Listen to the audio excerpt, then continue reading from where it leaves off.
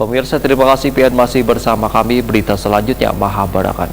Ratusan rumah di Kota Kandangan, Kabupaten Hulu Sungai Selatan, Kalimantan Selatan terendam akibat diterpa banjir bandang hingga mengakibatkan warganya kada bisa beraktivitas.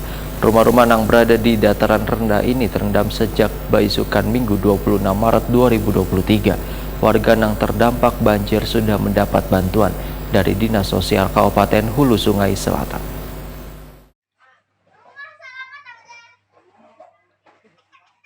Ratusan rumah di Kota Kandangan, Kabupaten Hulu Sungai Selatan, Kalimantan Selatan terendam akibat diterpa banjir bandang hingga mengakibatkan warganya kada bisa beraktivitas. Rumah-rumah yang berada di dataran rendah ini terendam sejak baisukan Minggu 26 Maret 2023. Ketinggian banyu pun bervariasi mulai dari lintuhut hingga sedada orang dewasa. Wahai tengah hari Minggu di kawasan Pulau Negara, Kelurahan Jambu Hilir, Kecamatan Kandangan Kota, Kabupaten Hulu Sungai Selatan, ketinggian banyu sampai setinggi pinggang hingga dada orang dewasa. Berdasarkan kabar Ketua RT 1 Kelurahan Jambu Hilir, Kecamatan Kandangan Kota, Mauliani, memadahkan bila dalam sebulan ini sudah 4 kali terjadi banjir, tapi banjir kali ini adalah yang terparah. Penyebabnya diduga curah hujan yang cukup tinggi terjadi di wilayah Hulu.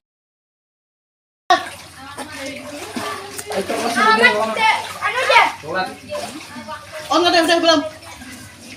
Mulai bulan tadi kita lah Februari sampai Maret ini 3 kali sudah kita kena banjir.